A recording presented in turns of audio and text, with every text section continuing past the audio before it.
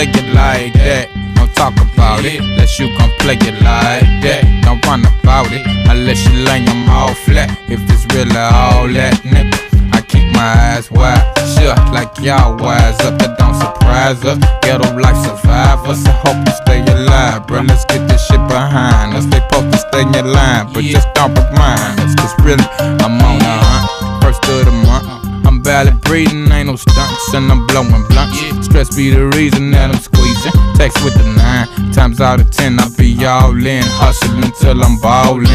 I'm on the wall, my niggas fallin'. I got it now, like I'ma make it through the hard times, nigga. The shivers deliver us heavy dreams, so I'm seldom seen, hoping just to make it as a young teen. Back on the scene, I got my team, man, we coming down. I'm running around with that beam when I come to town. It's going down, I got that cream and I'm coming clean. Look at my frown, I'm up to me, fresh off the triple B. Yeah, that's chief a pound, pass that leaf around at the round table. No fable, my rap label keeping me strapped fatal. Never fucking with trickers, haters and hoes. That's the way that it goes, so that they play me on the radio, nigga. You know, I give a fuck, more like nigga what? I had to climb just to make it to my prime time. I got a dime, she all mine. Went through the small time, now we chillin' like all shine, even the fall time, nigga. You gotta know me, I come from nothing. I play for keeps, I don't sleep, nigga. I run for nothing. Shit get deep, that's my beats, and we hustle up. My carnal in the Jeep with the muffler, yeah. Killer buster, what you think? What you talking about? Don't fuck around, cause if you blink when you walking out, I'ma buck you down at the bar, and I don't pay for nothing. We used to play it like that. I wore my cup and all my ice back. Niggas wanna price me nothing, nothing. I'm more lucky if I ain't sacking and strutting, baby. My mind on the thuggin' and the thuggin' to me, just the way it had to be. None on the south side, savage or wood attract. Escape us all the battery, only if you can, man. Back off in this ghetto with medic and bandstand, man. I understand what the man trying to say to me, mama. I promise, but still the world full of drama. Shit, so don't doubt it or talk about it. We used to say it like that. Bout it, but we gon' play it like that. I'm in and out it, and I'ma lay them all flat with that whoop ball back, nigga. But hell yeah.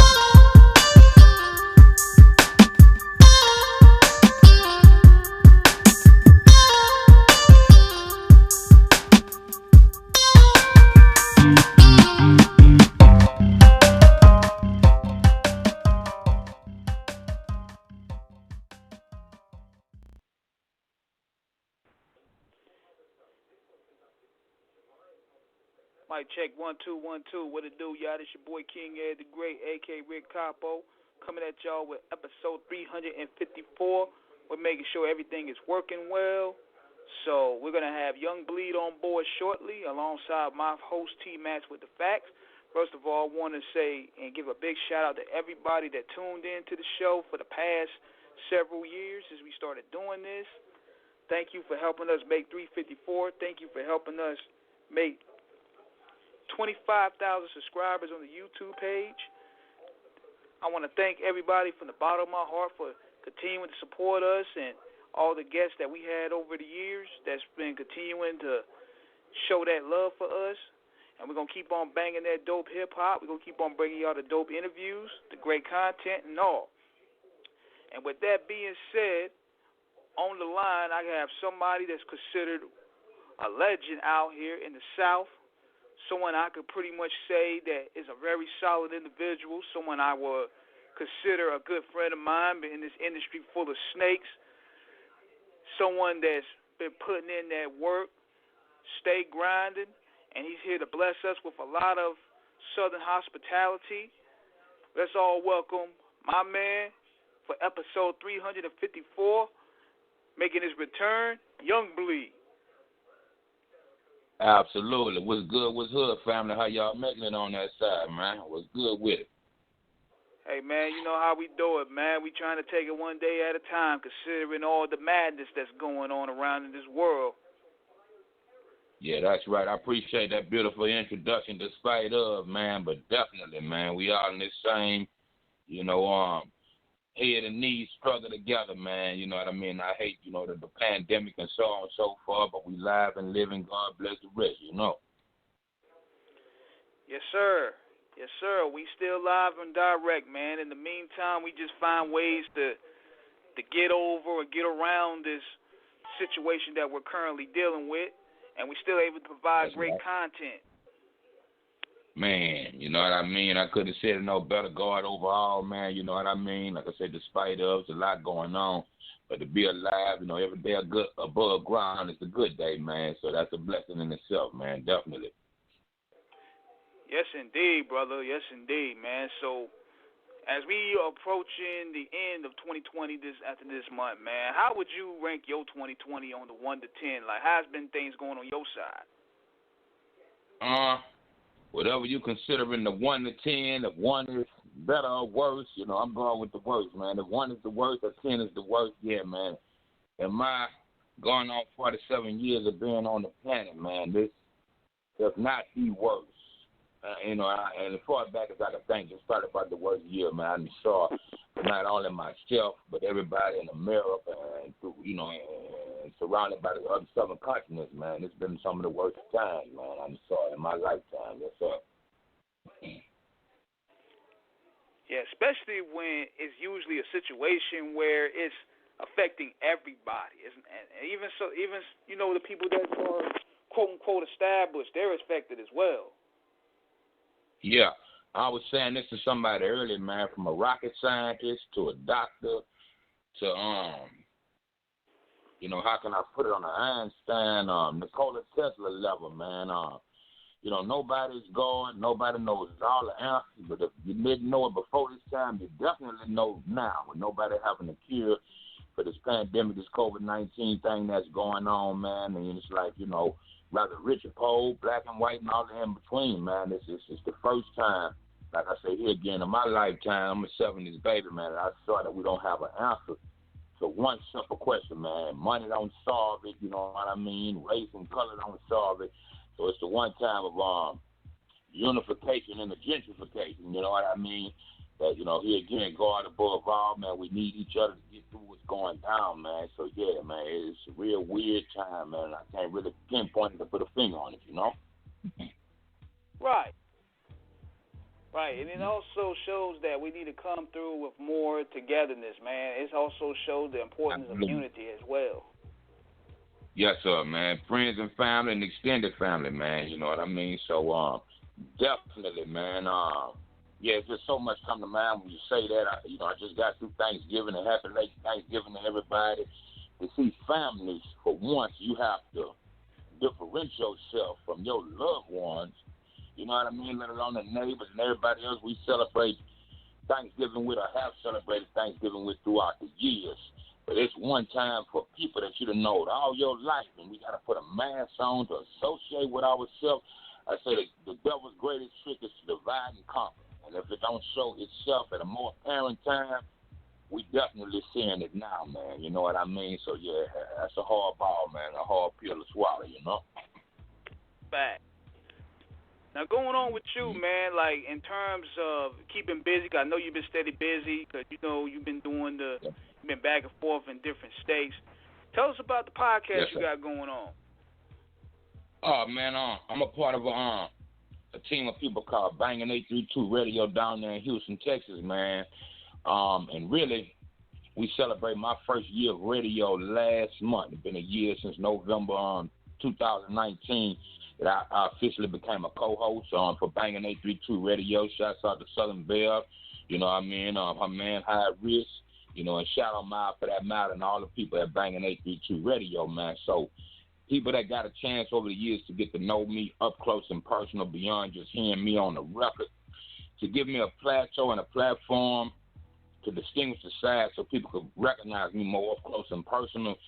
They offered me a situation to come through as radio, and I had a few offers throughout the years, and I really didn't know how to be a radio personality, but we took a shot at 5 to 6 different sessions, and the people, you know, accepted me radio-wise, man. So that's been a perfect outlet, not only for myself. We function from Sunday to Sunday, but I really do like new music Tuesday nights, man, 6 p.m. Central Time, 7 p.m. Eastern Time, and 4 p.m. Western Time, you know, Pacific Time. that where I'm able to bring up and coming artists through on Tuesday nights, and we normally do a Throwback Thursday where I bring all the OGs and guys that became my friends and family and brothers and sisters throughout the industry. You know, over time, since 1997, I've been in the industry, and, you know, and long before that in the underground. So it's definitely an honor and a pleasure to be able to have a platform like that to stand on. And like I say here again, not just for myself, but for everybody else that hadn't got they just do or anything of that nature, you know what I mean, throughout the world, man. So it's a beautiful thing. I like it. Now, was it an easy transition, or were you just had to, you know, pretty much analyze and study on how to do it? Is it like it's a different transition from approaching the mic and, you know, rapping and just podcasting? Well, the thing is, you know, I did a plethora of interviews throughout my career, so it's the first time I got a chance to do it from the other side. So, you know, we don't do anything that's staged. We might do a few pre-recordings, and that's based on early that morning. We'll interview whoever we may interview if we catch them in that time. But the majority of the time, we live. So, you know, I've been blessed with the gift of gab, man, and everybody that listened to me since my first interview on down, it's been a natural thing, man. Like I say, it's nothing scripted. So just, you know, God bless, you know, God in the heavens in that sense, man. It's the kind of thing that's kind of natural, but yet hard to explain. You know, sometimes we don't have a format of what we finna start with a day, but we go with it when the time comes, and it's been a success. Like I said, at least for me, for the last year and the last 7 or 8 years or so for Bangin' 832 Radio. So yeah, definitely, man, it's been a natural thing, man. It's working good. I'm gonna stay with it, you know. Yeah, and it also shows that there's a level to doing this in terms of level of communication and also drawing an audience. There's a lot of challenges that go within that as well. Yes, sir, absolutely. In that sense, like I said, it's all about what you said, communication, man. I tell a lot of street guys, you know, we all from the underground up. I always say from the underground up. It's learning the language of corporation and business and different things like that. The same way we talk on the street corner, you know, I give people a more up close and endeavor definition or a vision of what's happening. If anybody ever saw the Straight Outta Compton movie, and you see NWA start to take off with the first Boys in the Hood record and Easy pressing his own record and doing what we learned to do for his distribution hand in hand and eventually into the digital world, our world. You know, Easy wasn't around, rest in peace, when it turned to YouTube and so on and so forth. But saying that to say this, it's just how to put it. When Jerry explained to Easy, hey man, see that building across the street? I could get in that building, but you can't get in that building. A lot of people didn't understand what he said, what he was saying.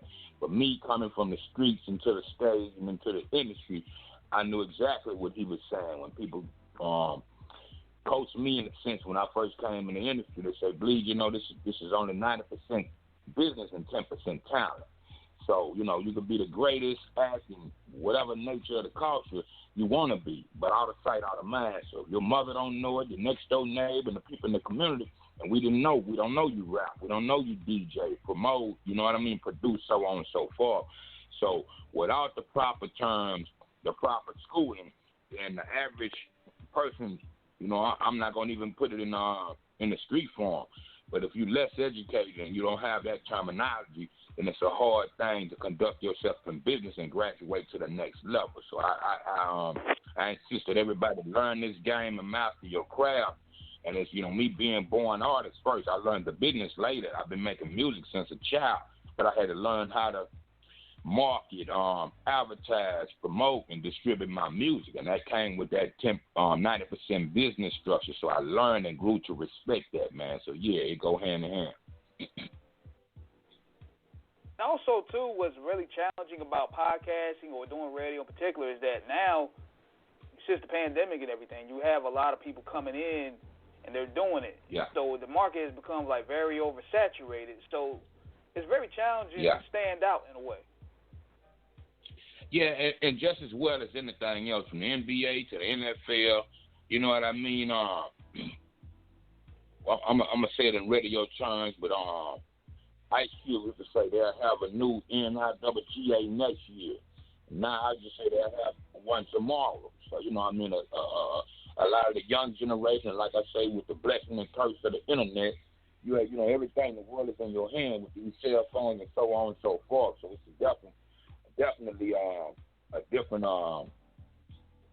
you know, how to put it, differential in that sense, as far as being able to do that. When I'm mentioning blessing and curse, without that right now, imagine a pandemic and without us able to relate to each other through these cell phones, do a video, get it out, these live concerts, these battles, and so on and so forth. So here again, that part of it, you know, it's a blessing. I don't like all the foolishness and the wars that lead to murder and all that type of stuff, whether, you know, via internet is concerned. But definitely, man, it's a God call. You know, he know way beyond down the street, you know, beyond what we can see. So I feel like, you know, in one sense, perfect time, perfect situation. You know what I mean? Without that, you know, imagine, you know what I mean? How can we distribute, connect with each other, and keep these type of things that you're mentioning going on? You know what I mean? So, yeah, it's a blessing and a curse, man. And another thing, too, about this, too, is you also got to look at the internet and technology and take advantage of the pros of it. Because just like you said, imagine if this happened 100 years ago, around 1918, when they had the Spanish flu pandemic, and we couldn't communicate with nobody. Nobody. Beyond the Morse code. Absolutely. Yeah, man. Yeah. You know, it definitely would have been a different world. So I believe, you know what I mean, you know, I'm God first, but due to the theory of evolution past Charles Darwin, you know, things have to evolve. So, you know what I mean, from cavemen to, you know, putting things down on in caves and whatever happened, you know, for any form of communication, from pictograph, you know, we're talking hieroglyphics and so on and so forth. That whole form of communication, without that blueprint to the texture of life, you know, and your past coincides with your future and all the present on the in-between. So, yeah, imagine that from a caveman standpoint, and we each one trying to reach out and teach the next one, man. So, you know, without the beauty of communication and technology nowadays, yeah, you can't imagine where the world will be. Yeah, man. And it's just a trip, man. Like, even going back to how it affected the music industry. Like, remember how it was back in the time where you used to have to pretty much work hard just to get somebody to even listen to your stuff or even pay attention to what you're doing. Because when you saw a star or a superstar, it was like, man, I know I got to either drive and fly some miles to get and just to see that person acknowledge me. But with Instagram and Facebook, you can just hit that dude DM, you get that cosign, and off to the wings you go.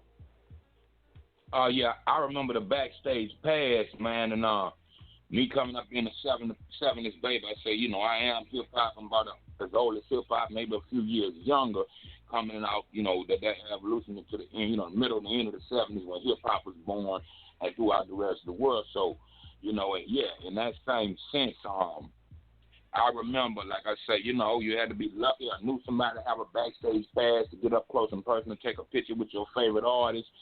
Word to EPMD, listen to my demo, you know, on their first debut album to the world. They had a song I always remember called Listen to My Demo. So me being a cat from Louisiana, I was a little bit more hip-hop prone than some of the guys, and you know, and my neck of the woods, and my homies and family members to say, man, you got to go to New York one day. And when I tell everybody this, you know, it's legendary status I done grew into. A lot of people still surprised that I never been to New York. You know what I mean? Still, every time I try, you know, something taking place or it's a snow blizzard or something. But my whole evolution went from the South into the West and across the country backwards in that sense to the Midwest and then, you know, certain places on the East Coast as far as my physicality. But, yeah, man, definitely, you know, it was a life dream for me to meet some of the guys that, you know, like I mentioned, Throwback Thursday, that I'm able to interview now and talk to on the phone up close and personal. Back then, let alone speaking to a manager anyway, you couldn't get next to nobody, let alone pushing a button and, like you say, going into somebody's DM and sending a message. And you'll be surprised. Some people, return information and so on and so forth. So it's definitely a different world.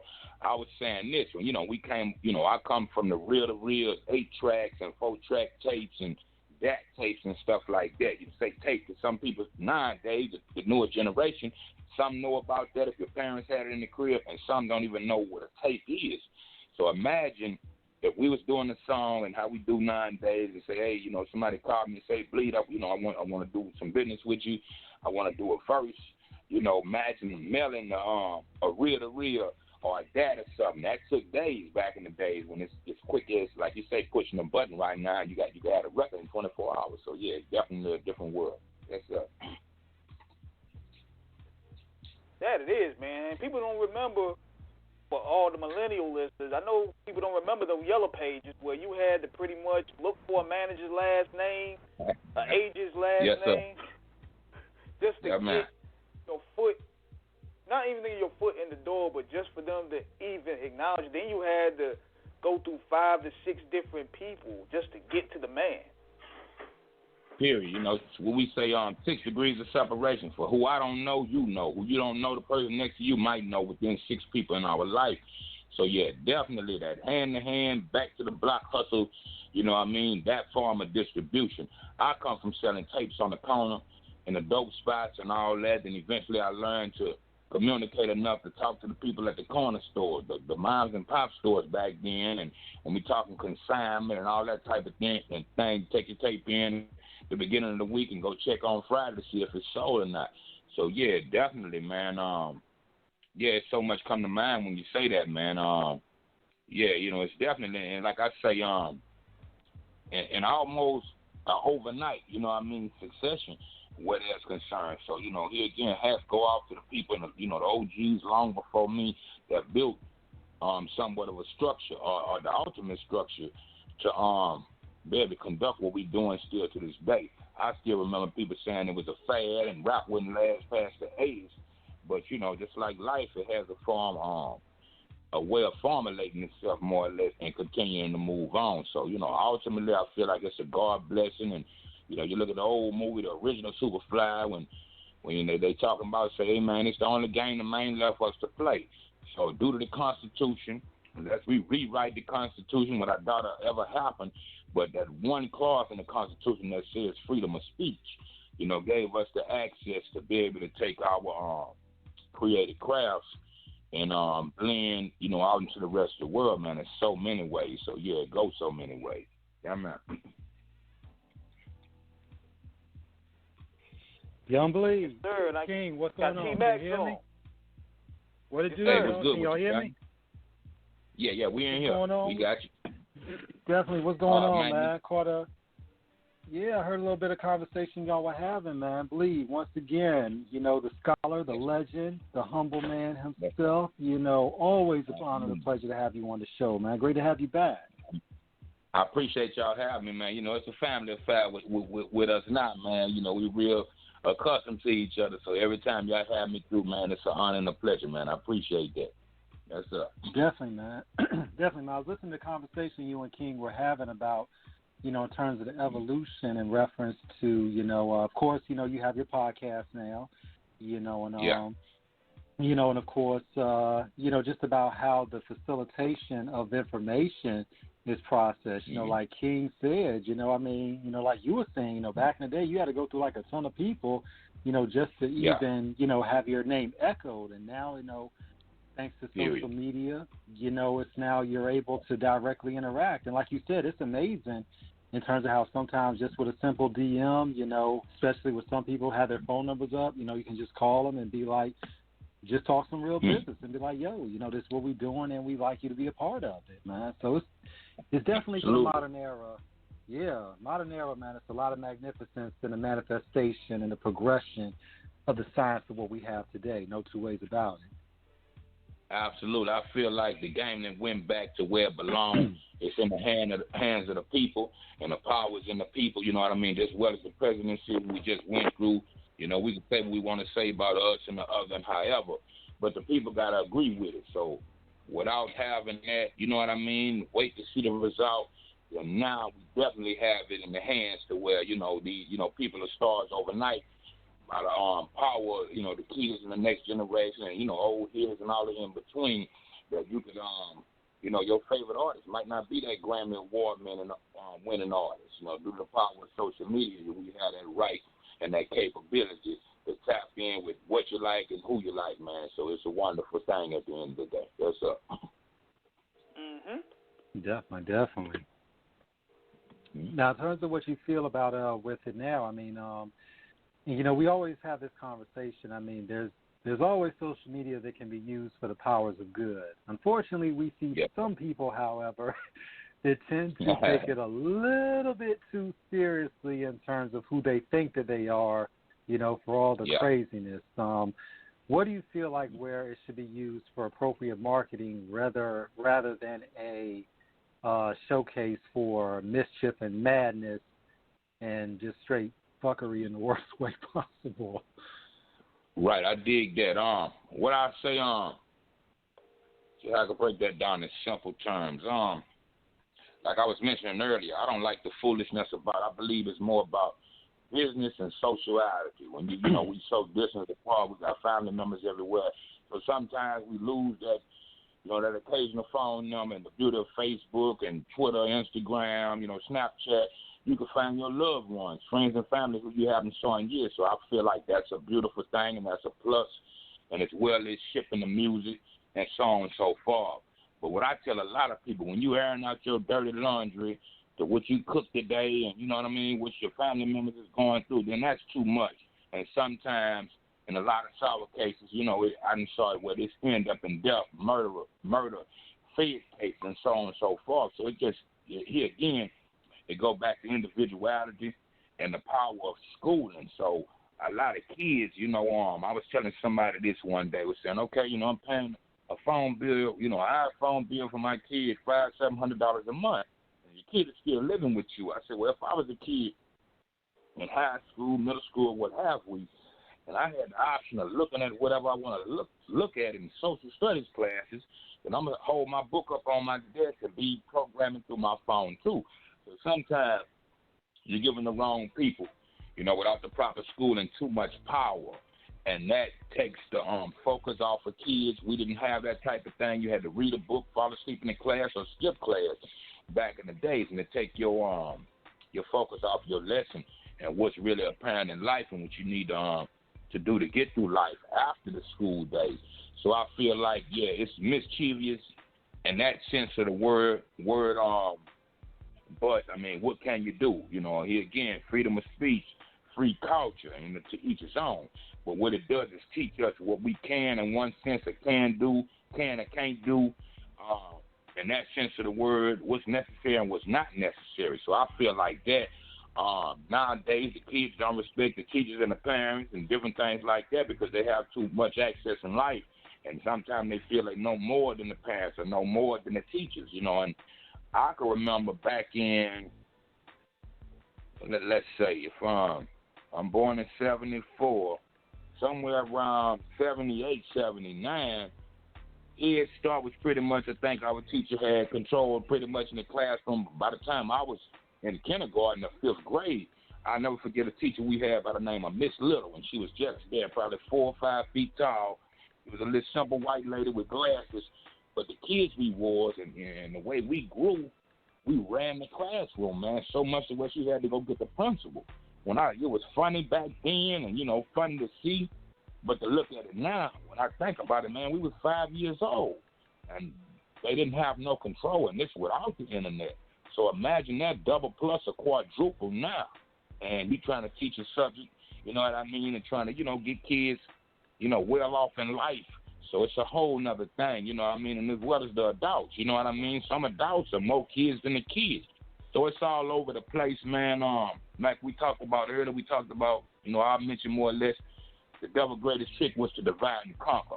When you're looking at, right, the story of the heavens, and they tell you who was in charge of the music, well, Satan, Lucifer, what name you choose to call him, that was his leadership in heaven. So when that cast down, if you know that, then it's almost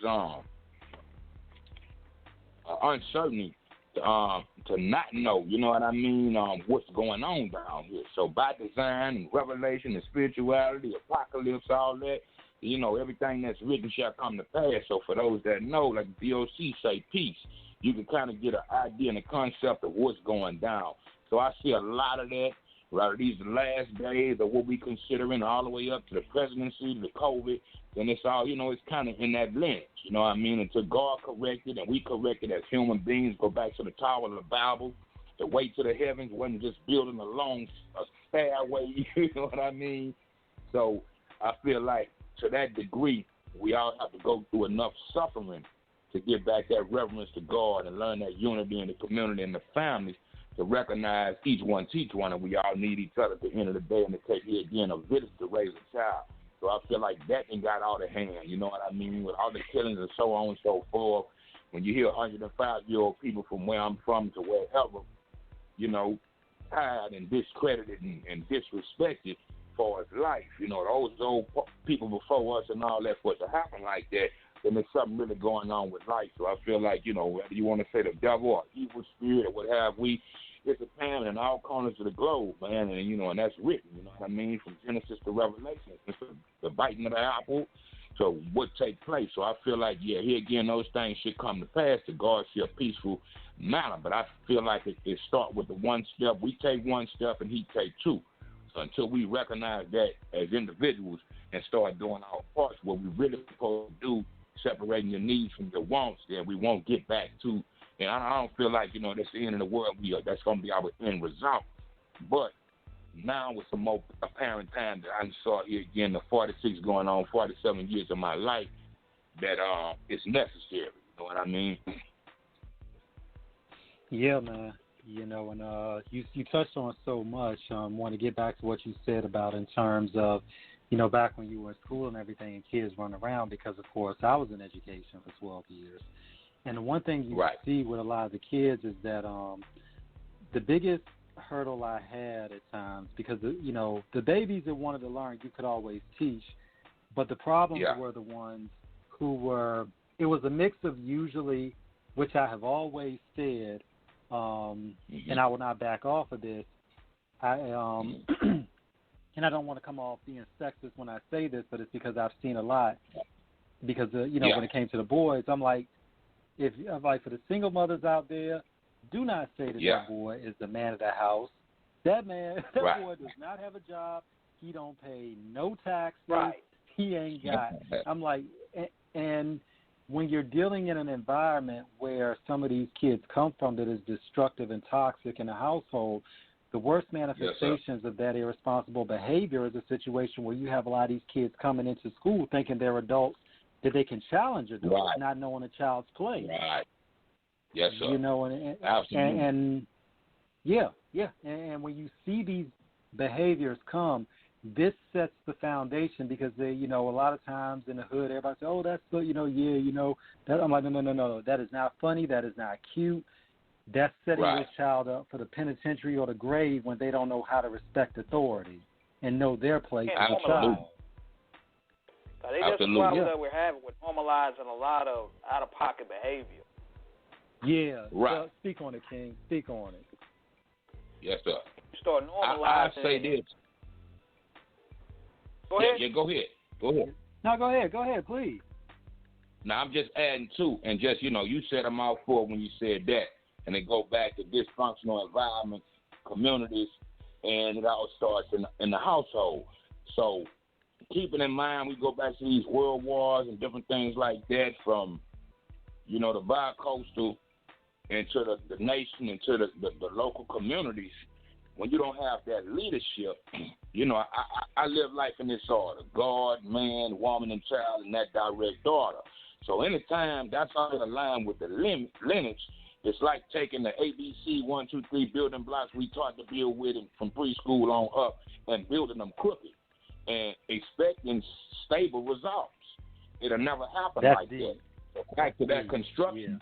Yeah, you know, back to that construction. The pyramid's still standing here. So whoever was the architect of them pyramids, they had a perfect design in mind, and up into the pivot point of that pyramid. And that's what we have to get back to for as structure, godly structure, whatever your religion and whatever you choose to believe in. The Most High is something that's greater than man.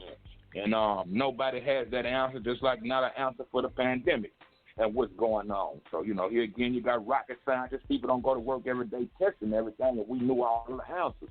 So, here again, based on those facts alone, like how you said, for single mothers, you know what I mean? I grew, broken home. I had a father and a stepfather. So I know that differential between a child trying to figure out what to look up to, who to trust, and all that type of thing without losing myself. I was God blessed in a lot of ways, but it's a lot of dark days just trying to figure life out between your parents, the teachers, what's going on in the community, what's going on in the family. And everybody got their own struggles, demons, and so on and so forth. So naturally, it's going to fall out of course. It's going to fall out of line. But I think I was watching a Tupac interview one time, and he was saying, man, they up and down this street, it might got a man in there. If it's 10 houses on the street, it might got a man in 2 of them.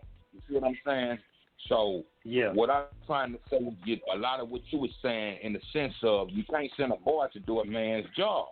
You see what I'm saying? He going to fail at that every time. In Egypt, they say you're not even considered a man until you're 40 years old because you haven't lived long enough and got the proper knowledge to be able to know thyself, let alone teach it to somebody else. So life comes with, I said, after school, if you blessed enough to get through preschool, elementary school, middle school, high school, college, then it's always school. You're never too old to learn anything. And, age is nothing but a number. You can learn a lot from a dummy. You know what I mean? In that sense, and I clarify that. When you look at when they sell us the car, they used to have commercials on back in the days to say you can learn a lot from a dummy. And they put a dummy in the car to test that car in record time, before the airbags, and so on and so forth. So everything is for a reason. So until we can get to that, back to that construction, and it's slowly but surely, in that sense of the word, I don't give up on nothing, definitely God. But in that sense of the word, yeah, man, definitely it's going to break the fabric of life. It's going to break the lineage. You know what I mean? And the ABC 1, 2, 3 construction. So without those, simple rudiments, then, we headed for self-destruction. But, it's a few people here that still have that ancient wisdom up into the modern day. And here again, each one teach one. Or like Pop used to say, one nigga teach 2 niggas, 2 niggas teach 4 niggas, and them niggas teach some more niggas. You know what I'm saying? And that's black and white alike. It's just people, period. So without that, and like you say, force-feeding the kids and, making them think different things is cute and all this, everything is acceptable, then when they run into a real incident on the outside, then it's the cry for mother. It's the cry for father. When you done ran into the hands of the wrong, or like I used to always use this term from a Spice One brother, true homie, and found it to me Spice One. But he say, how he put it, he was describing how when you run into an incident and it's a cop that had a fucked up day and a drink, and his whole mind is on the thrill of kill. So when we talking to Trayvon Martin, Emmett Till, and you name them, you know what I mean? Any genre era in time, without having the right perspective on life, the right proper guidance, and here again, you're heading for self-destruction, man. So. I believe in that. I pray about that all the time.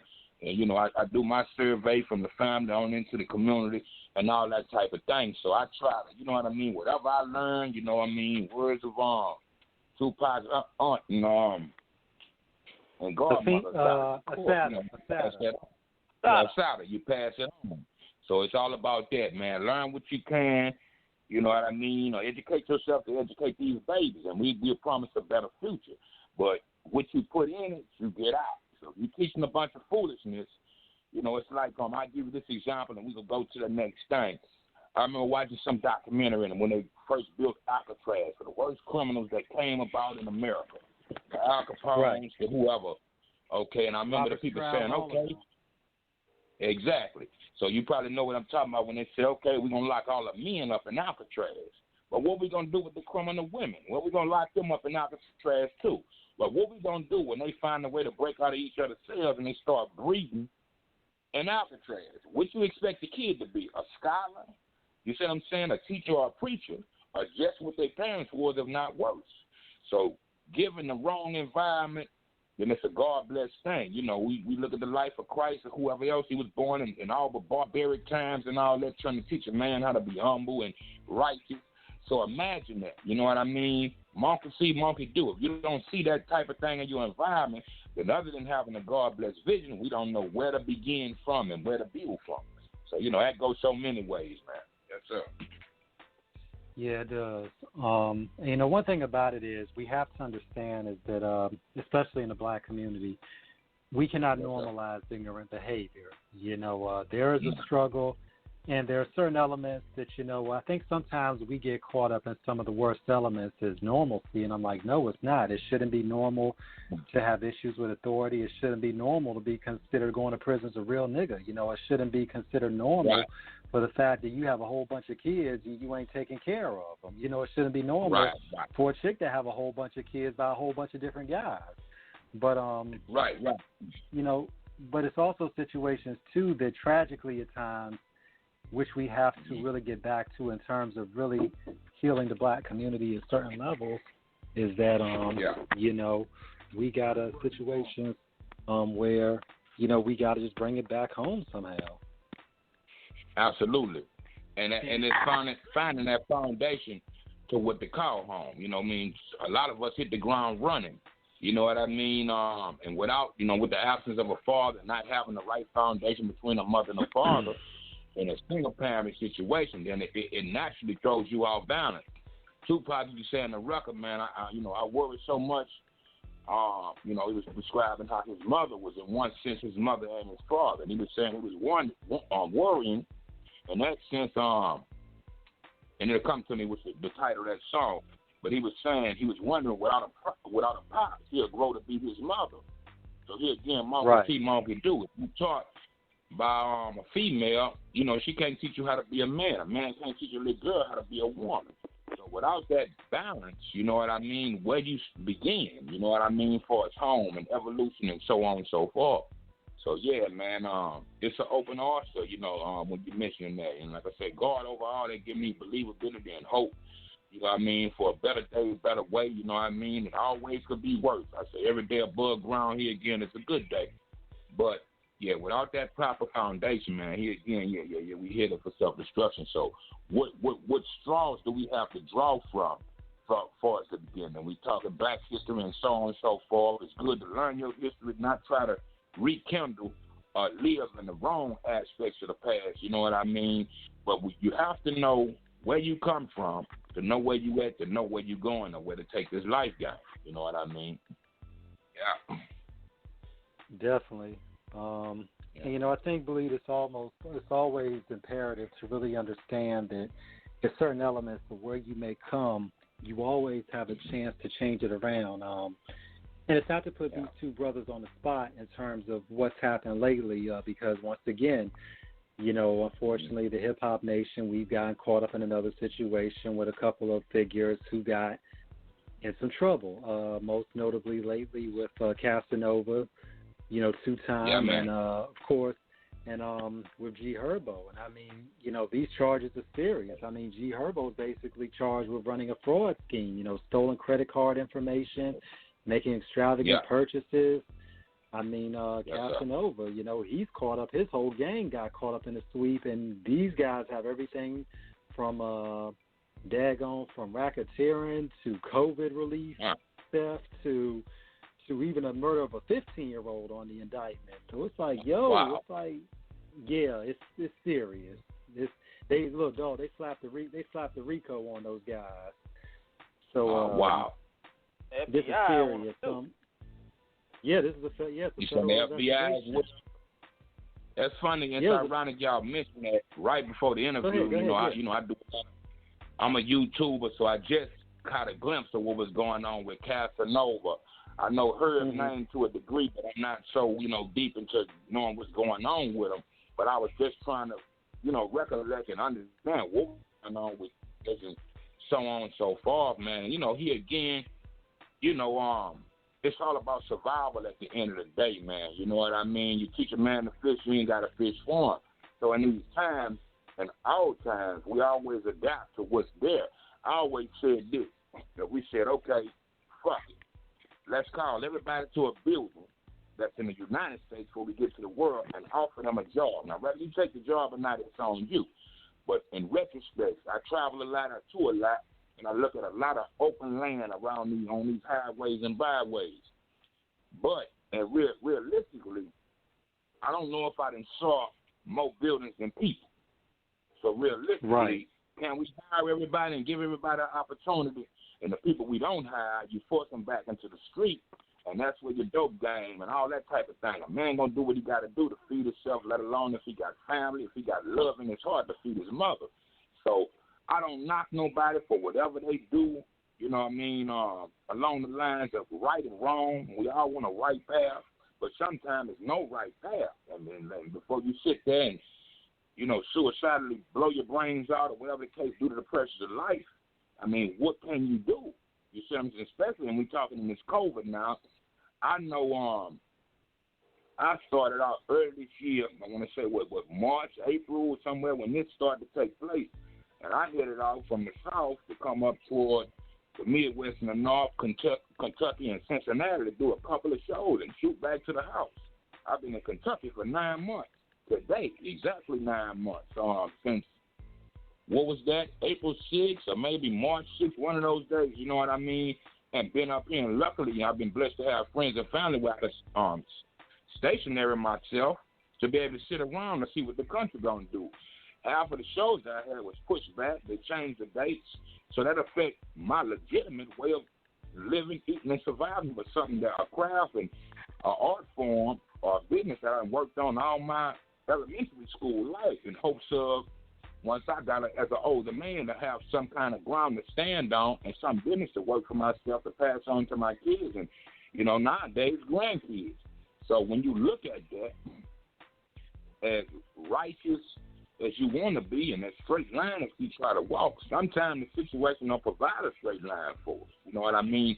I was watching an interview with Lord Jamal from the world famous Brand Nubian. And, you know, you see him a lot, and you looking at DJ Vlad and so on. Vlad is a friend of mine. I got yet to do an interview with Vlad here again. I've never been in New York. But that's welcome to me. You know, he let me know that a few years back when I get up that way, you know, look him up, we'll do an interview. But saying that to say this, Vlad, in his head, he had this one particular interview, he was saying, hey, you know, Lord Jamal, I feel like anybody could become a millionaire with $10,000. And he said, no, Vlad, not for black people, man. And I'm not prejudiced by far. I don't like to section off anything. I feel like, again, each one teach one. We all the same unit and come from the same Heavenly Father. So long story short, he said, by the time, it's like having a soccer goalie. You know what I mean? A soccer goal. And by the time we figure, okay, we done got the ball to the goal, and they shift the goal to the right, they shift it to the left, quarterback 10 more feet. With that $10,000, when you got to eat every day, you got to pay your cell phone bill. You know what I mean? There's most cell phones now. You know, we come from the era of having the extension cord, you know, or the telephone plugged into the wall. You see what I'm saying? So just the cost of living alone, when you look at that, and you look at some people, there used to be a grand thing to say, I make $20,000 a year. Now that's tough. You see what I'm saying? So if you're not in that stationary, that's high school money. That's when you're still living in the house with your parents. So how you support yourself, how you build the future, how you look at a woman and say, I want this woman to be my wife, have my kids, and we live happily ever after. Again, what do you draw from to for sure you a certain future, other than a college education and so on and so forth? So, you know, by way of, you know, you go back to the annals of America and the people that was here before. We arrived as Africans. We arrived as Europeans. You see what I'm saying? The Indians and whoever else was already on this land. But here again, knowing that history and life history, you know, a lot of slaughter and bloodshed came with that. I always use this case scenario. You could take a movie like The Passion of Christ and a movie like Goodfellas and put them out Monday morning and check the tally of the box office by Friday. And it's a no-brainer, you know, me speaking, preaching to the choir, speaking to the choir, saying to the choir, talking to you guys. we already know what's the outcome and what's going to be the better selling the record. Because, you know, the way this kind of, you know, this landscape has been textured, you know, I mean, it's in our DNA to love, murder, macabre, action, and all that before we give reverence to God, keeping in mind that the heavens is not the earth and the earth is not the heaven. So based on that type of bloodshed, it's all but an appetite. You see what I'm saying? So before we can get back to righteousness and what's really supposed to be is so misconstrued and flipped over and turned backwards, you know, only God can stick his hand in, I feel, you know, wholeheartedly to even, you know, make the world a better place and change the things. It's like you've been taught something all your life, and they tell you at the end of your life, that's a lie. Santa Claus, Peter Rabbit, you name them, all the holidays. And I'm not saying that to restrict anything, but, you know, where life and true life begin and what is this all about? So all that, if you think you're going to just take a spatula and flip your brain over and everything going to be cool, then it's a whole nother term, a definition. So, yeah, it goes so many ways, man. It's crazy, you know what I mean? Definitely, Bleed. And when you look at the founding of America in terms of it, you know, when we look at even the genesis of it, you know, when the Pilgrims ultimately, you know, what came with the Revolutionary War, you know, starting with the Boston Massacre, you know, this country was founded on revolution and revolt against, you know, authority. You know, I mean, Crispus Attucks, you know, he was a black man in Boston who was the first casualty of it. You know, so it's always in terms of what we have had in this country, you know, are there morals and principles of which this country was founded on that is supposed to be for the betterment of mankind?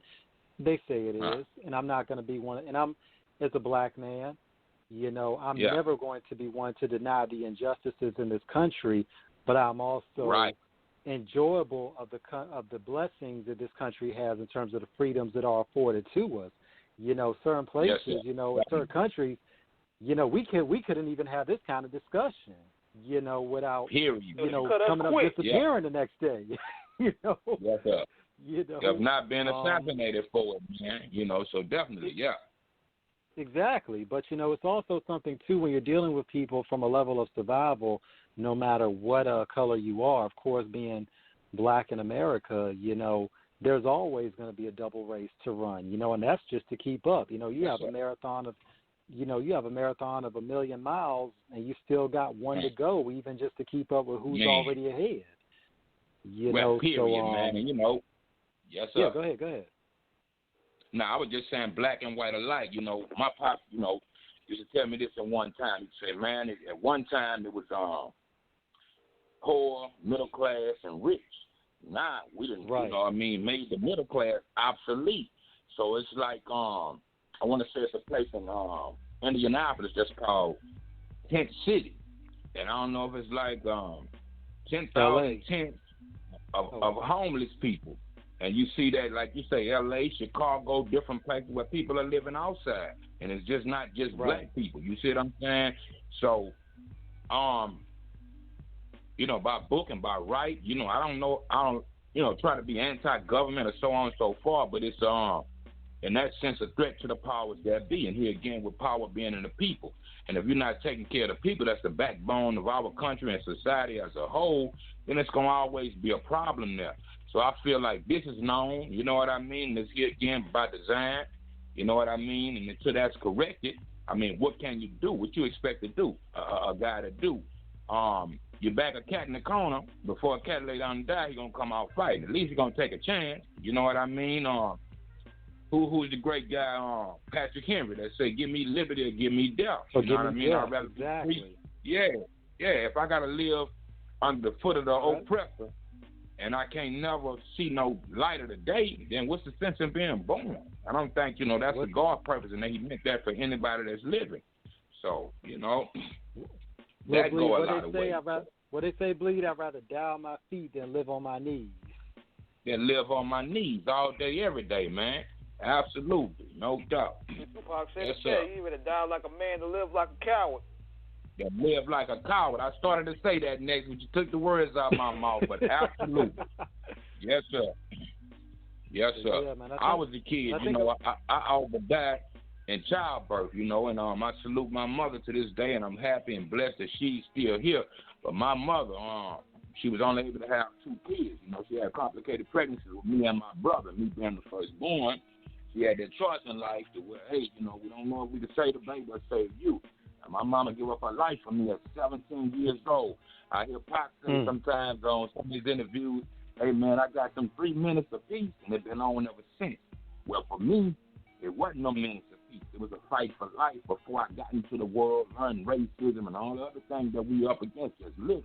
So I've been fighting this struggle my whole life just for survival before we get to a color texture and continents and so on and so forth. But see, anything else added to that, it's a nuisance, man. You know what I mean? An ungodly system, but yet we dictated by a system that's saying God we trust and so on and so forth. So it's a level of confusion there, and it undermines the people. And here again, you don't know where to begin. You know what I mean? What to do, and you know if you get there, what to do when you get there, man. So yeah, it's so much. Yeah, and you know I think people have to understand that there's not a demarcation on in terms of a in terms of a line drawn in terms of race and class, by race, because the fact is, all of us, no matter what color we are, a lot of us already have a fight just trying to survive in life, and I think a lot of times people really have to understand that, for people of color, it is going to be a little bit more difficult. But I think, not trying to get overly political, I mean, when you look at how, 45 got elected 4 years ago, this was because, and I'm going to say it, I think it was because a lot of white people felt like government ignored them. And their thing was, in addition to the backlash against President Obama, but you had a lot of white people who felt marginalized and ignored by government, because that's something a lot of times that they don't want to talk about in terms of, where you have a lot of white people that don't have money, that a lot of white people are living on the fringe. 45's thing was, I know the system better than anybody. The system is rigged. This was the same thing. When I look at a lot of situations, and I'm going to go there to a degree with the Hoteps and the white supremacists, what do they both have in common? They both think the government's against them. They both. If we take it back to Ruby Ridge in 1989 with Randy Weaver in Iowa, when he got into a shootout with those FBI agents, he was the white supremacist, and I think also one of those anti-government people. When you look at some of these Hoteps out here, their whole thing is the government's out to get us, and I'm like, it's funny, the racial, there may be a racial issue on both sides in terms of the colors, but I'm like, y'all both have the same belief in terms of something's out to get you, but do you really look at the deeper issues outside of a conspiracy that basically could be a blanket cover for why you're in the situation that you're in? Because it sometimes goes to a place where if people can blame somebody else for their problems, they don't have to acknowledge it themselves. Period. No doubt. And mentioning that, I want to add, a name to your list, man, and it's opposite the black. I believe in real people and truth and God above it. But when you talking, let's talk William Cooper and Behold the Pale Horse and the assassination of William Cooper in 2001, I want to say like that. This is a guy that wasn't even on that scale. Right. So when you look at that, the man had been decapitated, lost a leg, and how they laid him outside the house and refused to let him back in and gunned him down. And he wasn't a violent guy. He was just speaking truth and different things he had been through in life to know was the truth, and he wanted to manifest that through the world and open the eyes of the people and give us a future. And they'll gun you down, for that matter. So, it's a whole plethora of people, what I mean, black and white alike, what I mean, that beyond, before, during, and after civil rights, that's still carrying on up into the Black Lives Matter to this day. So you have to wonder, one, twice, it might be a mistake, but after a while, you have to look at this great grand conspiracy who's pulling the strings and calling the shots to line this up. Every time somebody stands for righteousness, going back to Tupac again, he used to say this all the time: even if they shoot me down, it'd be another nigga bigger from the motherfucking underground. So it's just like resurrected or reincarnated souls, or how the Crips, faction used to say, and that started off as a positive faction until it morphed into what it is today. But Community Revolution and Progress. People say, right. But they used to say Raymond Washington, yeah. Right, and rest in peace to Tuke. Rest in peace to Raymond Washington. But Tuke is some family to me down the line, being from New Orleans into L.A. But I was saying this to coincide the terms.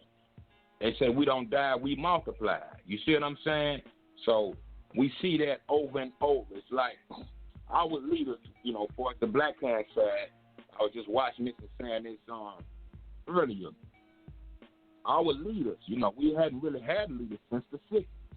And people, until it dawned on you, look back after the death of Malcolm and Martin and JFK and so on and so forth. All the people, in the 70s, I had a cousin, rest in peace, to tell me this. She said, man, we fought for freedom so much, everybody wanted we need to be free. We need to be free.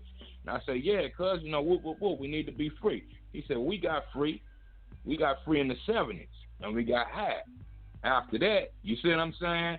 So when you look at the evolution of life, at least in America and maybe throughout the rest of the world, that's when your birth of the black exploitation flicks and the Superflies and all that, and our ghetto heroes became those guys, the Nicky Barnes, the Frank Lucas, and so on and so forth, because that level of leaders in the 60s that stood at a podium and spoke throughout the world, when you're talking 5%ers, 85%ers, and the 10%, you know what I mean? And I didn't want to go deep as that, but the common elite and what have we, then you can't ignore certain things after so many decades, and it's continuing to repeat itself. And rather you're deaf, dumb, and blind, you have to wonder after a while what's really going on. Is this by design? Everything is not an accident. Like I say, 1-2 times you might call it a mistake. But what is this great, this great conspiracy, what is this all about? Are we supposed to be wicked or are we supposed to be righteous? But I try to trace things as far back as my knowledge will allow me to do, and from God down. I feel like if God was that dark a God, we wouldn't exist as a human race. So I don't feel like that's a part of his plan.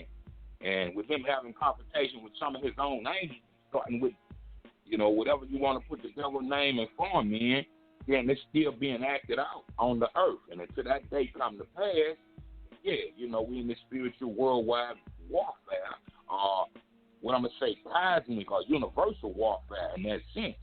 That it's just like a car battery. It's all but the yin can't go with the yang, or the negative don't go without the positive. So in one sense, it's a crazy dynamic, but it's all but balance. You know what I mean? If everything was perfect and lily white, so to speak, then, life would be boring. So, 2 football teams, 2 basketball teams, 2 neighborhoods, everything, I forget where that term comes from, where they say the future holds nothing else but confrontation.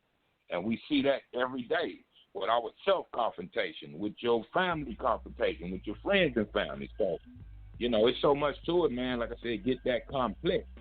You know what I mean? Trying to get back to the one thing. So until that manifests ultimately, strap up. It's a roller coaster ride, You know what, too, man?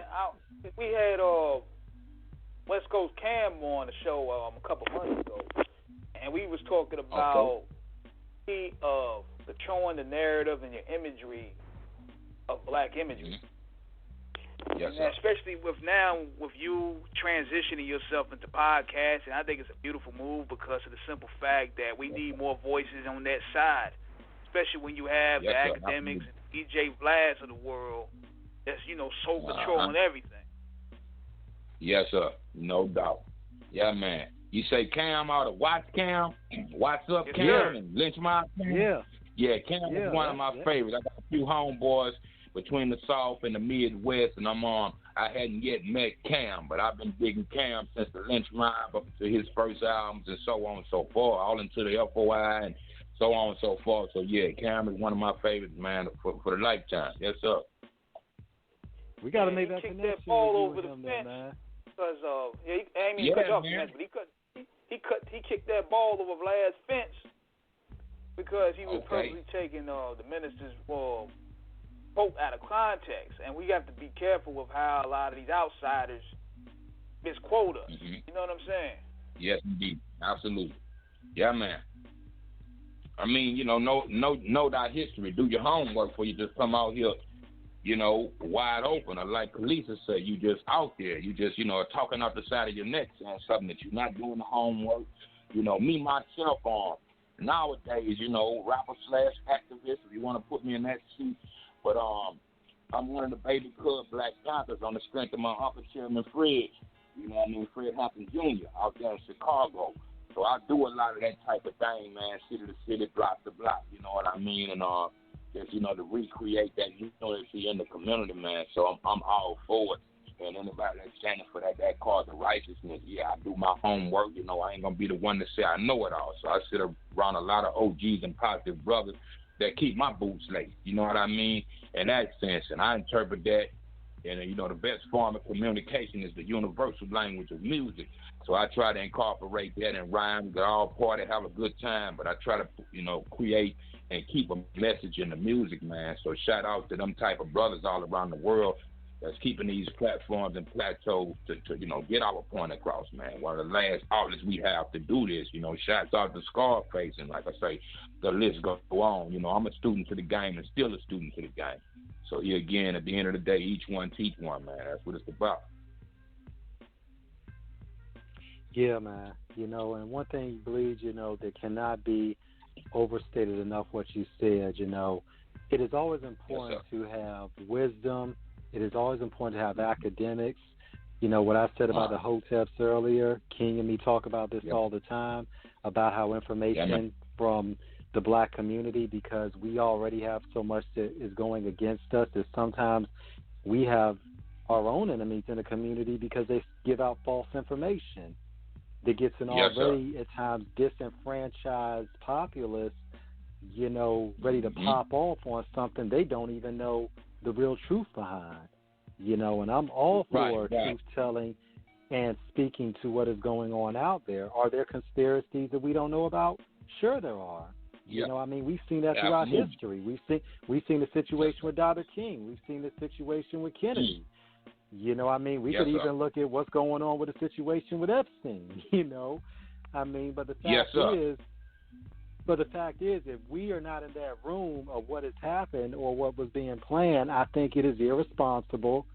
Yes, and I'm going to take another shot at this individual again, Umar Johnson, for what he said about Kobe, because I'm still pissed about that. Saying Kobe was killed by the Illuminati, and I'm like, dude, you don't know nothing about that. You ain't.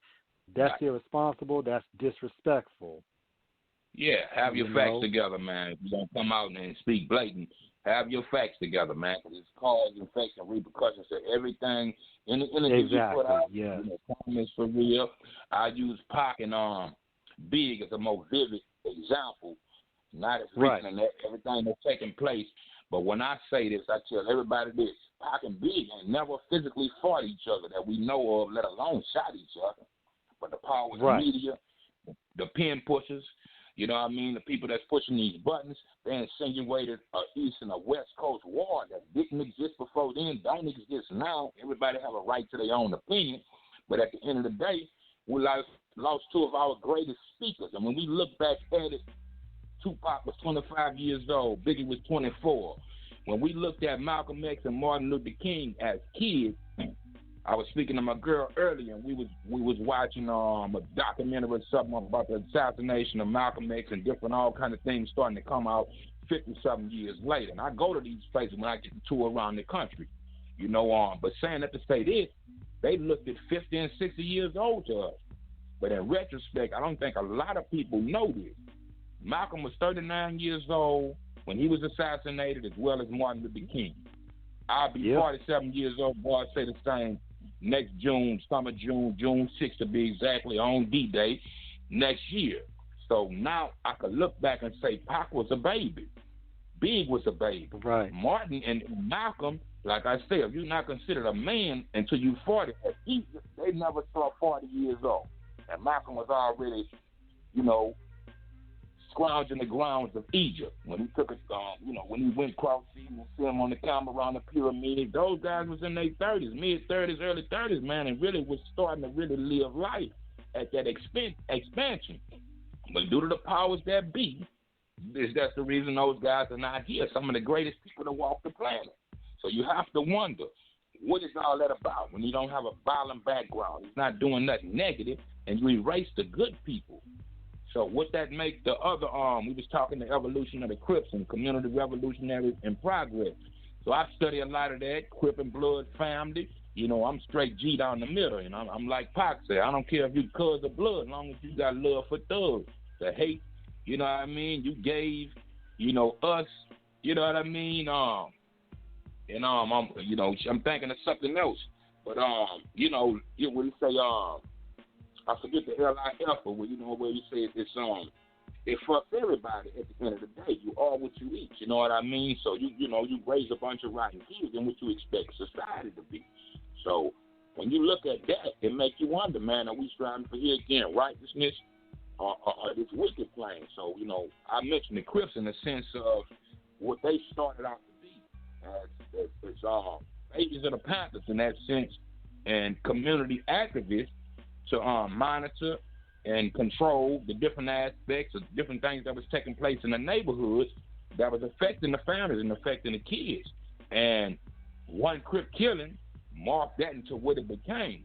So kids that was more, I guess, dark side and was going for bad, then they morphed to that, looking for bad, and without the common cause of what really was going on and what that's all about. You know what I mean? So here again, at face value, we follow what we see on TV and think that's the latest fashion. That's the thing to do. You know what I mean? More or less on a level like, you know, what we all say is a sleeping giant. We walking around sleep, not knowing what's going on. So action and something drastic take place, and maybe some of us will get the picture from that. But it's like, you know, it's casualties in war. You know what I mean? Like Papa say on Juice, you know, too bad Raheem had to die first. You know what I'm saying? For everybody to get the picture, man. And that's the sad common cause, man, that's affecting all of us up until this modern day. Yeah, man. Yeah. Yes, sir. Yeah, you dropped a lot of gems on there, man. Because going back to controlling our imagery, and also giving the flowers to those who've been putting in that work, because we live in an era where a lot of pioneers, especially in hip-hop, a lot of pioneers and a lot of people that paved the way, they don't get no appreciation at all. Like, they get told to stop making music at a certain time or age, but we the only ones that put age limits on our people. Man, what you said, absolutely. And like you say, especially hip-hop. I mean, you know, and I'm a fan of all music. I listen to, what I'm trying to say, Mozart, the Bach, and, you know, anything sound good, you know, video and audio. You know, I'm a connoisseur of music in that sense, and house/DJ in the back room. So I was always in them crates of old records and before my time and all, you know, genres of music. So, but yeah, I had never heard those terms until, you know, and what I tell the youngsters is, man, that's a self-embedded, well, I ain't going to say a self-embedded hate, but that's a hatred. When you're saying, okay, man, you're too old to be making rap music. You know, one of my old timers said, man, I ain't never too old to make no money. I still got to eat and live every day. So you might as well say you hate me and you wish I'm dead. So you can have my position or whatever you think my position is. So what part of the game is that? When the OJs is still performing, when the Grateful Dead is still performing, you know what I mean? You name them. So in just our genre of music, it's like we have a law and a limit of how long you can make rap music. And here again, you know, it's a message of prophecy. So I feel like, again, each one teach one. We all vessels, and we all have a voice. So any platform we get to express yourself, like MWA would say, it's necessary, you know, and on God necessary. You know what I mean? I meet so many people, and I might be having a down day, but what keeps me inspired is the person that walk up to me and say, please, since I heard this record, I ain't never been broke again. Me and my wife and kids are straight and all that, man. Thank you, man. Thank you, man. I said, man, I don't take no credit for myself, and I give glory to God, but I appreciate you. I'm still learning how to take compliments. So that means at the end of the day, my just due has been done. I don't know what I'm going to write next, how it's going to transpire, what beat it's going to connect with, but it's like being silent pen pal. And, you know, how we say, you know, fuck the messenger, get the message, man. You see what I'm saying? Like Asada would say, pass it on. You know, I ain't going to be here forever. But learn what you can from me and the people before me during my time and after. Life goes on. You know what I mean? At the end of the day. So, yeah, I never respected that. I never liked how that was broken down, and you have to wonder where that began. You know, what is that all about? Everybody else could continue doing this, but we can't. What that's all about? Yeah. You know, Bleed. Groups like the Goody Mob still doing their thing too, and they dropped a joint with him and Chuck D, and it's killing like who you say? 80% of what's out. Goody Mob. Okay, who you say with Chuck D just did something recently? The Goody Mob? Goody Mob. Yeah, I heard some of that new record, man. That I hadn't heard that whole album. I just recently, within the last 2 or so months, did a record with Cujo. C-Mo is the only one out the Goody Mob that I hadn't been formally introduced with, but I'm cool with C-Lo to give to Cujo. And Cujo come through for me. We did an interview recently. I didn't know they had a record coming up. But I'm proud of them boys, and not just the southern region, for us to culture hip-hop into the world. So, yeah, I hadn't heard that whole record to know they had a record. I was picking Public Enemy not too long ago with a few things we was talking about. But, man, shouts out to Chuck D. Flav and, you know, the whole nine, man. Professor Griff, and I know it's a different thing nowadays, but I still study a lot of that. He's been a student of the game, so I watch a lot of Griff interviews on the internet and so on. Anybody that's speaking that cause, man, is still fighting out here in this struggle, man, to open people's eyes up. So that's good to hear. I'm gonna make it a point when we get off the phone to hear that record, man. I dig that. And Bleach, we can't forget about shouting out Busta Rhymes. You know, his album I think his album hit number one. I think hit number one on the rap charts. If I got my facts right, you know, I think they said he had like 32 million streams. You know, I'm a Busta fan since Leaders of the New School, and definitely everything he did solo. So just recently, I want to say with his record, if it's been 2 months, it's been out. And me too. And that record is bananas. I was like, whoa. I checked it out, and you know, and in the same cycle, I just put out an EP called Signs and Wonders that's based upon these times. You know, I wanted to go old school, Ice Cube, NWA, 6-7 songs, you know, before the album, you know, Kill at the Wheel before Death Certificate. So my Death Certificate, I'm working on a record that's due, I want to say, somewhere around in February. I hadn't set the date yet. That's called There Is a God. But just, you know, in reference to Red Man, inspired in that sense, when you're not taking the word T-H-E-R-E, but Dare God. We can try everything in life. Let's not forget him. So Dare God to see if we can get out this situation. So in that same sense, when I saw Bust had the rhyme I'm finna say that wrong. What is it? ELE2. What level number 2? Yeah, I know it's number 2. I want to say it's not. What is it? Extension level number 2? Yeah, extension level event number 2. Extension level event 2. Extension level event number 2. Number 2 and something where he referred to God. I forget what he said about God in his title, but I was inspired by that for the notation that I was on. So absolutely, I checked that out and different records on that, man. I looked at Busta record, everything Busta been doing since his royal beginnings, man. So shout out Busta Rhymes, man. Yeah. But I tell you too, and I just found this out today that Ice-T, E40, not Ice-T, Ice Cube, E40, and Too Short are apparently supposed to be forming a super group. That's crazy right there, man. And, you know, Short was one of my first OGs, man, from Baton Rouge in the Cali that give me a lot of good schooling on the game. We got a couple of records that's on the internet. He showed up for the first time for me on the song called Time and Money. I was still on Priority Records on my second album, My Own. And in reference to that, you know, the night we recorded that, when he moved out to Atlanta, I went to Atlanta and recorded with Sharp personally. So he gave me a lot of good game, you know, since I knew Sharp before that, when I first went to Cali and so on and so forth. He did a show with us in Baton Rouge before I even go to Cali. So big up to Sharp. He's one of my greatest inspirations to break what we talking about now. I look up to Sharp since the old Sharp days and up until now. If I'm finna be 47, I know Sharp, you know, 50 plus, and it still be this and still keeping it slow flow, and it's still, you know what I mean, progressive and successful. Yeah, I'm inspired and always been when I think I might be getting a little too old. So I look up to the OGs, the E40s, and E40's friends and family to me, you know what I mean? Ice Cube, we was label mates at Priority.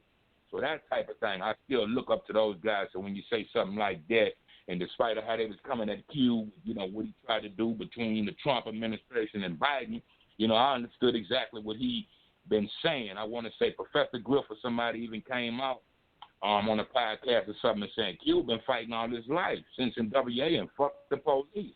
This, you know, long before Trump now. So he's doing just what he headed out to do.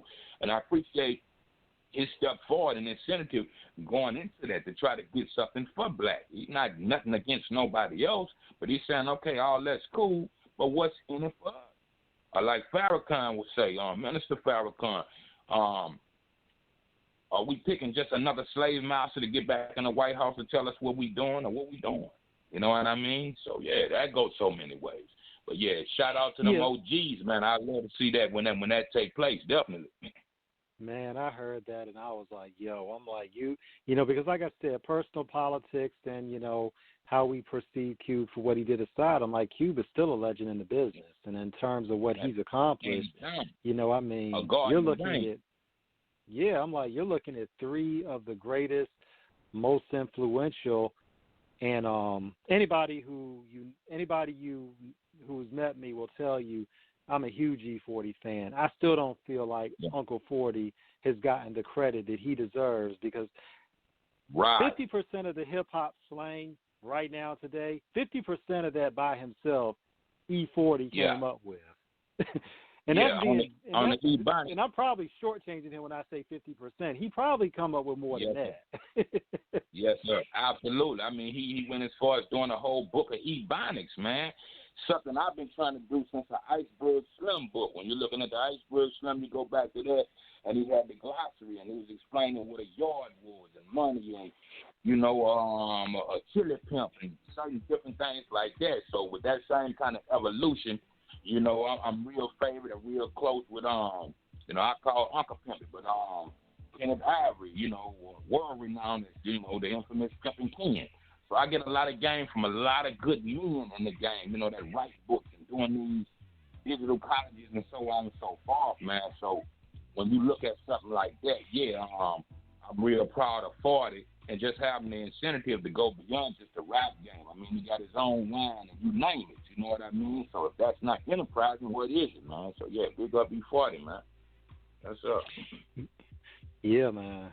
You know, but one thing about it, and I think this is why it's essential that you and so many others are still around because you all came along at a time where arguably, I mean, the 90s, I just don't think between the 80s and the 90s, hip-hop is, and even part of the early 2000s, I just don't think we're ever going to see that era of that energy that hip-hop was just in terms of just, you know, it just had a different feel to it. I mean, you know, all that stuff y'all were doing back then, you know, it just really brought a real impression. It defined the culture. It was cultural. It was the definition of what it was, you know, in terms of how it really was a expression for what we felt. And I always believe that you have to allow the elders who still who can still do it. You know, shout out to Nas. You know, he dropped one of the bangingest albums this year. You know, shout out to Griselda. You know, Benny the Butcher, West Side Gun. You know, Conway. I mean, they each dropped albums this year. Man. These guys are in their late 30s. Their late 30s, and like these guys are still rhyming at a high. I'm like, yo, who said that? You know, hip hop has to be closed off in your 30s and 40s if you can still do it. Yeah, and shouts out also to Daddy O from Stetsasonic. I know he's plus 50s earlier this year or something. I want to say earlier this year. He was dropping 3 records at one time. You see what I'm saying? Okay. Yeah, absolutely, man. And I got yet to listen to hear those records and know if he even birthed them. But something I was trying to say to add to that, to recognize that here again, that's what I'm trying to say. I quote Percy Carter from No Limits. You know, if anybody was familiar with Percy Carter, with Master P, and you know, V, we call V. He said this to me one time. He said, "Bleed, you know what this is like? It's like the Cyndi Lauper time. You know, and I'm a Cyndi Lauper fan. You know what I mean?" He said, "It's just like before hip-hop was rolling to these 90s, you know what I mean, the way it is. And, of course, you know, hip-hop was birthed at that time. But it says it's like that time of that era of MTV and so on and so forth, and this caught on. So, here again, a universal circle, 360 degrees, I feel like everything comes back to, it's like playing Monopoly. You got to go back to your royal beginnings and, you know, get the 200 pairs go. You know what I mean, if you say it like that. But I believe in that, and I feel like the kids are getting it slowly but surely. You know what I mean? My favorite song of this year with everything going on, you know, shouts out, I have never met or whatever, but the cat, you know, I did the Baby. Baby is my friend from Cash Money, and on up until Lit Baby. And I always forget the title of this song. I know it and forget it. But when he's saying it's bigger than black and white, I felt like that was the perfect definition. And one of the greatest songs this year that kind of sum it all up. Where he's a young kid saying, okay, I'm doing this, I'm going through this, I'm not perfect by far, but I recognize the situation that's at hand. And then, you know, I fear nothing but God. It start with me, I'm going to do my part. So I feel like, you know, if not, that should be Song of the Year, you know, and no matter what race and age gender. You know, here again, you know, whether you dig the messenger or not, it's a perfect message, and everybody needs to hear that type of thing. So, you know, I feel like the kids getting it, and, you know, more OGs that's still around that can put it down, they're grasped onto it slowly but surely, and sometime or another, it's to coincide itself, and we'll all speak the same language once again. Here again, back to God and the power of the Bible. I feel like we separated for a reason, to learn that we need each other. I need to, you know somebody that's Hispanic to be able to talk Spanish, a Russian guy. You know, I'm doing records from here to Russia and Australia, France. I know so many universal friends. And the one thing that we all recognize, other than weed smoking, that's a universal language, is music. You see what I'm saying? So when you go back to the 70s and they was calling rappers fast, now you got Chinese rappers, Japanese rappers. You know what I mean? So, you know, I understand God when he speaks.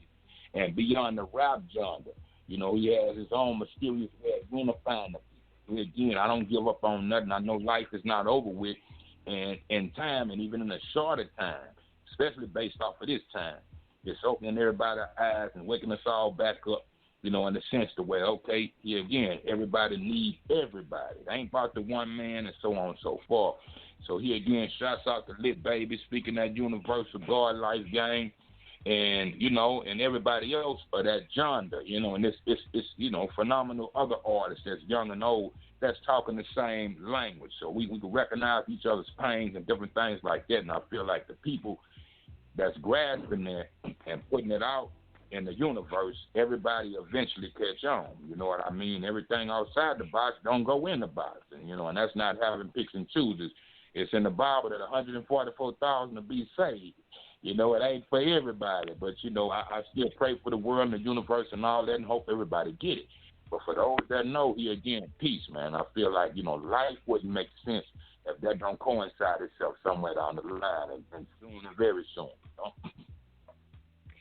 Definitely, man.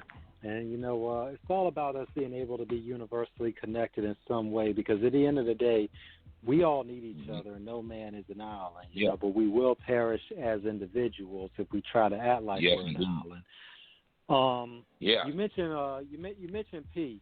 What was your take on the No Limit Chronicles when that aired, in terms of really speaking on the history of it, seeing that you were such an integral part of that? You know, of course, I got all my questions and naysayers and all this type of thing. Now, what I would say, and, you know, and if everybody hadn't caught on by now, my strength and connection to Priority Records and the way I was able to get from Louisiana to California was on the strength of my feet. So big up, much love and respect. But truthfully, I was never really officially a No Limit artist.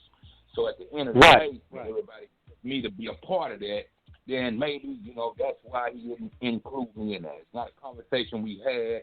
The only glimpse of me you get is when he showed that catalog of records. And my record is the first gold record. When, you know, if you get up from under the platinum records and he start the gold series, my balls and my word is there.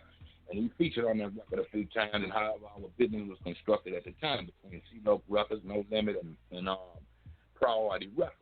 So that was all the Right. team and family effort that I never went against, you know what I mean? It's been an ultimate blessing, the reason we talking to this day, and so on and so forth. So that has done so much for me. But, of course, yeah, I feel certain ways about, you know, maybe I should have been included here, that into the tour, and so on, different things that I had my own personal opinion. But keeping in mind, you know, I'm not the head honcho and never was of that outfit. So I can't really reach in P head and say what was the whole construction part of that type of thing. But I looked at least a few segments of it, and you know, for different things that I saw, and as much, you know, I was kind of in and out. I go around, was trying to do business through the show. We hung out a little bit, and everybody's still friends and family, other than our few little indifferences, you know, along the way.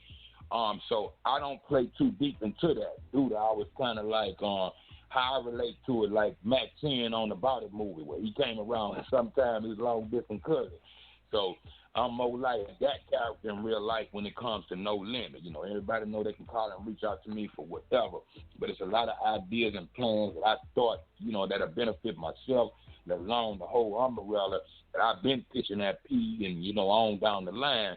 And very slightly in the beginning, a lot got taken care of, but I tell anybody this to sum it up. Look at the whole catalog of No Limit and how many records I'm on. You see what I'm saying? So that's something I had to swallow, learn, and deal with over the years and do the different aspects of business. So I don't take that personal at the end of the day.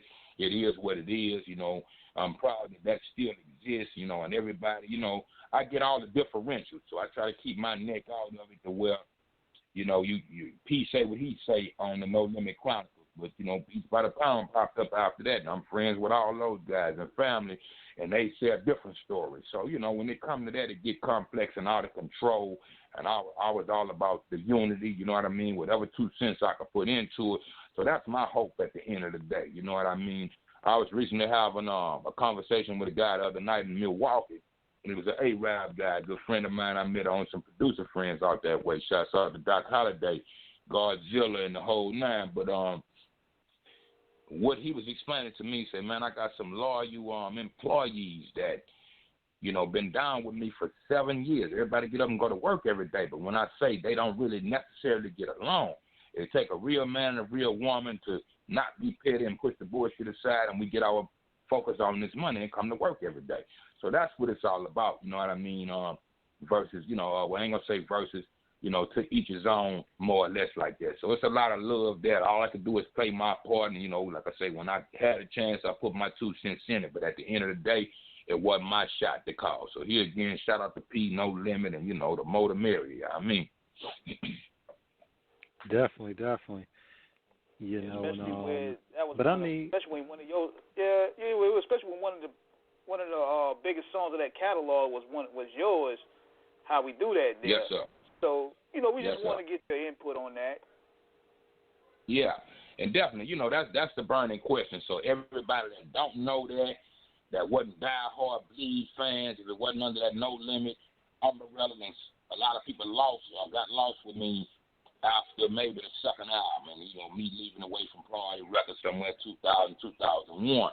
So the rest of my fans follow me, and so I never stopped working since then. But yeah, of course, you know, every greatest hit P put out, you know what I mean, shows he performed. I get the phone call all around the country, but hey man, why you not at the show, this, that, and the other. So it's a lot of questions I have to explain to family members and different things like that. And like you say, with having at least one of the biggest records in hip-hop history for that matter, and definitely under the No Limit, Priority, CeeLo concentration camp outfit. So, yeah, you know, I feel certain ways about things and different things to correct it all without having to explain it. So my first time in a long time to even perform with those guys was actually a year ago. We 6 days into December, but November 30th being the last day of November was the only date that I was able to perform on the No Limit tour. And keep in mind, my name was, you know, on a few other shows, but for whatever reason, I wasn't allowed to come to those shows or whatever the situation was. So that sparked questions on up into the No Limit Chronicles. So, you know, my effort last year was coincide, you know, reconcile with everybody and put all the bullshit to the side and let's go from there. You know what I mean? And, you know, despite of the 20-year, 18 or however many year gap that I hadn't been in physical contact with Pete, hadn't made any records, you know what I mean? We talked a few times here and there over the years and planned a lot of stuff that didn't take place at the end of the day. So like in the other man, I can't sit around and wait for that. So I, you know, like I said, I come from selling tapes on the corner. So I went back to my independence and reached out to the outlets that reached out to me to keep my life and legacy alive. So at the end of the day, yeah, you know, I'm not bitter toward anybody or none of the situations, but you know what I mean, to each his own here again. So, you know, I get up and put my pants on one leg at a time like any other man, and I go to work. So I had a lot of hopes for that and different things like that, but yeah, I get that burning question all the time, you know, with that record. And, you know, and it's a whole different thing to the evolution of that record. The world know that as that big a record, but, you know, Southern region-wise, you know, we know I had an original How You Do That was really titled A Fool at the time, and the hook became more famous than the record on the self-titled Concentration Camp album, I want to say even in 96. So by the time we started working with P and was kind of working with him within that time, you know, I had the offer to do a remix, and, you know, it really debuted on the About It soundtrack 6 months or so before I would debut with my first solo, All I Have in This World Is My Bars and My Word, January 98, you know, back then. You know, I want to say 25 years going to January, you know, this coming January. So it's a lot of questions and a lot of, you know what I mean, a lot of thought, man, where that record itself is alone. So you can imagine, you know what I mean, what I've been going through and, you know what I mean, filtering out over the years, man. So I hope, you know, one day, like I say, recent as last year, we can come to terms, you know, it'll be remixed and so many different things I done went through with that one record alone, you know, and that's a whole lot of stories. But, yeah, you know, it is what it is. And, you know, and for the books, you know what I mean, #1 Billboard record, you know, it's real phenomenal. That we passed 20-something years, and people still love that record. But like I said, the record is more famous than me. And unless you're here again as a diehard Young Bleeds fan, you're going to recognize that record or Master P and No Limit first before you even get to me. You see what I'm saying? So me and the way I collectivized and took certain pictures, it's a few pictures that I was, you know, you can actually see my face on if it wasn't a backwards cover or me kind of, you know, leading you into what I was walking through with my whole method to the madness. So a lot of people still, you know, I'm fresh in that sense to where a lot of people know who I am, and a lot of people I can pass in traffic and you wouldn't know who I am. So, you know, and that light of the day and that shadow of the day at the same time, you know, it's kind of, you know, for different things I was going through and wanted to kind of disguise myself and stay away from, you know, police. You know, I had my plethora of things, and, you know, police, I want to say beatings and cases that I had right when I was evolving for me. So a lot of times when those guys was out and about in California, I was home, you know, fighting a jail case or police brutality case. That's long before what we talking about now. So I didn't actually been held black police showing off for the white cop, or black police held me while white police stomped my face in the ground, broad daylight in front of a church. I was going through those type of things, keeping in mind and the rules of the South and Louisiana in particular. Right when I had got my major record deal, like Mac 10 say, I was sitting in Paris prison when my record went gold. You see what I'm saying? So I was in the Paris with a gold record, you know what I mean, True Life. So I relate to a lot of things just from my physical aspect of, you know, growing from the South into the West Coast and into the industry for that matter. So a lot came with that, man. The whole, you know, my whole delivery and question and answer to the question. You know, I come up with the hook and saying, you know, people, you know, and you know, niggas holler how you do that. Yeah. For anybody that knew me and my struggles and different things as well as anybody else's struggles, I was able to come from under the rock that I came in and still become a successful #1 artist, Billboard, and, you know, platinum gold records and, you know, that type of thing, you know, given the hand and cards that I was dealt, man. So like I say, a blessing and a curse, but, you know, your good got to outweigh your bad. So more blessed than cursed. So at the end of the day, you know, I wouldn't change it for the world. You know, I'm pleased with what's taking place. I just wish we could reconcile and everybody get back to that main objective of it's not a personal thing. It's not against me and him, me against her and all that type of thing, man. If we could do what God said us to do, continue to make good music to uplift the people in the communities and throughout the world, and that always been my aim. I'm all for it. But anytime it's that foolishness and confusion, then I don't want no part of it, man. You know what I mean? That breaks the cipher. So, you know, I always have been about that, man. So I can only speak from my side of it where that's concerned. And here again, shout out to Pete and everybody under the umbrella in hopes of a better future. I'm going to say it like that, you know? Definitely, man. You know, one thing about it is, you know, nobody can ever dispute, you know, even if, because you've been on before, so we know about your status that you were never officially signed them. But I mean, the impact that you made in terms of it, that was like, we remember when that joint hit. Ooh, that was what, 97, 98? That joint hit like a bomb. We were like, whoa. Right on. Yeah, man. Yeah. What's crazy is now, and how we talking technology, I still got friends and family and fans around the world. And it could be 2, 3, 4, 5 in the morning. And I get a phone call, and some of my closest, nearest homeboys are label mates and, you know, street label mates, independent label-wise, and people is able to film, you know, pee on stage or film a crowd somewhere where they still play that record to this day, and that's crazy, you know what I mean, for me, man. So that keep me lifted. Every time, like Jay-Z say, every time I thought that was that, they call me right back. So I'm still living off of one verse, you know what I mean? And I done made a plethora of records over the years, and, you know, and all my, you know, true fans that can follow me up, you know, I stay busy. But to see that, man, I knew that would be a big record when we was making it. I had no idea how big and for how long, man. So, you know, at the end of the day, yeah, you know, it's all good, more good than bad. I can't complain. You did. Definitely. Now, in terms of the streaming, what's now? And I asked you about the streaming because we had OC on about a month ago. Shout out to OC, and he was talking about with his first album.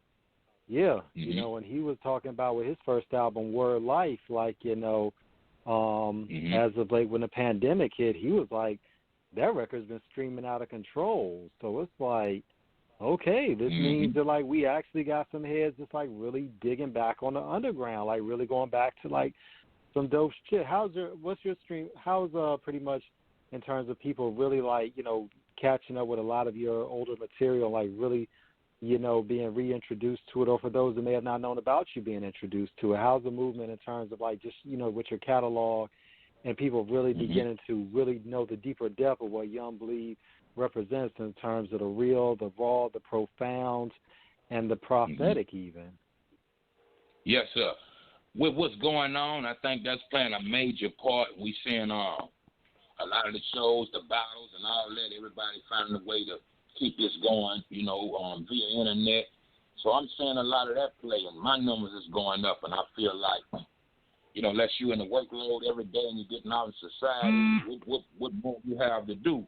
You see what I'm saying? You know, you're stuck in the house and everybody, the social distancing and so on and so forth, then I feel like what else you got better to do but to tap into your phone or your computer and tap into your music with movies you want to watch. So I feel like, yeah, that's playing a major part to where the game, in one sense, is reversing itself, is going back to basic essentials, but with a little extra incentive, you see what I'm saying, via internet. So it's a good thing, man. Like I say, you know, more good than bad. But yeah, you know, I'm benefiting a little bit more, and people is tapping in. I read my comments and all that type of thing, and somebody was like, "Bleed, catch us up for 15 years. I didn't know this record was out. I didn't know you do the video for that." You know what I mean? This record that I done put out within the last 2-5 years span that's starting to pick up now. And if you know anything about the industry, you can cut off the TV tonight, wake up tomorrow, and you'll see a brand new artist that look like he popped up overnight, but you don't know how long he's been in the underground and been working his record. You know what I mean? So it's real beneficial for all of us at the end of the day, and I'm proud of everybody that learned a way to work the system and keep it going. You know what I mean? So yeah, it's a beautiful thing. Definitely. You know, and like I said, man, you know, as we get ready to close out the show, man, look, it is always an honor, it's always a privilege, man. I mean, you know, we always get some type of, you know, new, incredible, indelible insight from you, man. And one thing we always have to say, we love you. God bless you. Thank you so much for, still doing what you do because you are a legend, you are essential, you are irreplaceable, Yes, sir. Look, the same love, peace, and blessings, man. I appreciate that, man. And, that keeps me in it to win. I tell people I don't make records for myself.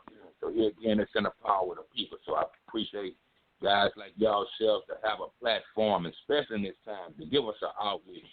Back in the days, it was Yo MTV Raps or The Basement or what have we. And if you couldn't make it, like you say, and had a plane ticket or could ride across the country, then you out of sight, out of mind. So, here again, with the beauty on via internet, man, we able to do these things and create these platforms for each other to keep this going on. So much love, respect, and appreciation where that's concerned, all the way around. Definitely, man. Now, tell the people where to find your podcast. Okay, man, y'all could do the www.bangin, and that bangin is spelled BANGIN 832 radio.com, and that's Houston, Texas. That's the area. That's one of the area codes in Houston, 832. So bangin832radio.com, man, and tap in. Feel free tonight, tomorrow, the next day. Like I say, it functions from Sunday to Sunday, every day of the week. You'll hear me on, like I said, Tuesday nights and Thursday nights, New Music Tuesday, and Throwback Thursday, man. So yeah, it's been real plentiful, man. Everybody, is subject to each other over there. So it's a beautiful thing for us, the podcast. So, yeah, y'all tap in and tune in and, stay tuned. But everything else, to tap in with me as far as Facebook, it's a Young Bleed fan page.